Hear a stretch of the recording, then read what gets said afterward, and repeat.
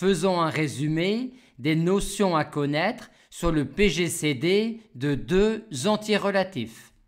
Le PGCD de A et B est nul si et seulement si A et B sont nuls. Sinon, le PGCD de A et B est le plus grand diviseur commun de A et B, ce que l'on peut également traduire en disant que le PGCD de A et B est le seul diviseur commun de A et B entier naturel qui puisse s'écrire comme combinaison linéaire dans Z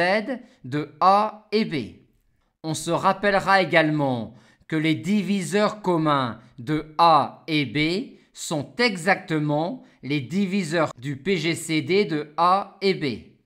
Par conséquent, si vous divisez A et B, vous diviserez le PGCD de A et B, et inversement, si vous voulez montrer que vous divisez le PGCD de A et B, il suffit de montrer que vous divisez A et que vous divisez B.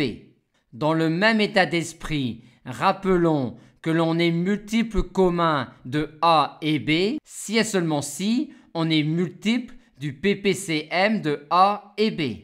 Aussi, montrer que le PPCM de A et B divise quelqu'un équivaut à montrer que A et B divisent ce quelqu'un.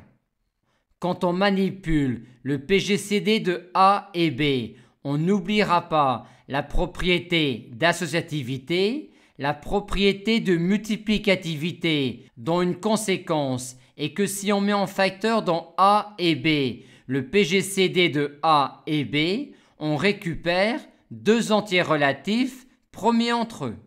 Et ceci nous permet souvent, en pratique, de nous ramener à une situation avec un couple A1-B1 premier entre eux, à partir d'un couple AB pour lequel tel n'était pas le cas. Et on notera bien que quand on travaille sur le PGCD de A et B, on ne modifie pas le PGCD de A et B en remplaçant A et B par un couple d'entiers relatifs E, F, tels que A, B peuvent s'écrire comme combinaison linéaire dans Z de E et F, et qu'inversement, E et F peuvent s'écrire comme combinaison linéaire dans Z de A et B. Ce qui donne en pratique les deux règles importantes suivantes, à savoir qu'on ne modifie pas le PGCD de A et B en gardant B et en remplaçant A par un entier qui lui est congru modulo B. Et que quand on s'intéresse au PGCD de B avec un produit, on ne modifie pas le PGCD en cachant dans le produit tout facteur qui est premier avec B. Quand on s'intéresse au PGCD de deux entiers relatifs non nuls, il peut être intéressant de s'intéresser à la décomposition produit de nombres premiers de A et B, c'est-à-dire encore de voir les entiers relatifs A et B sous la forme de la suite de leur valuation p-adique, vu que l'on peut lier la suite des valuations p-adiques du PGCD de A et B à celle de A et à celle de B. Quand on s'intéresse au PGCD d'un couple AB d'entiers naturels, on n'oubliera pas non plus l'algorithme d'Euclide,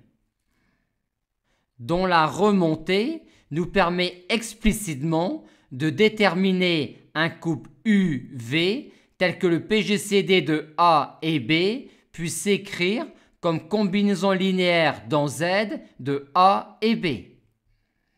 Enfin, on n'oubliera pas que l'on peut exprimer le produit AB à l'aide du PGCD de A et B et du PPCM de A et B.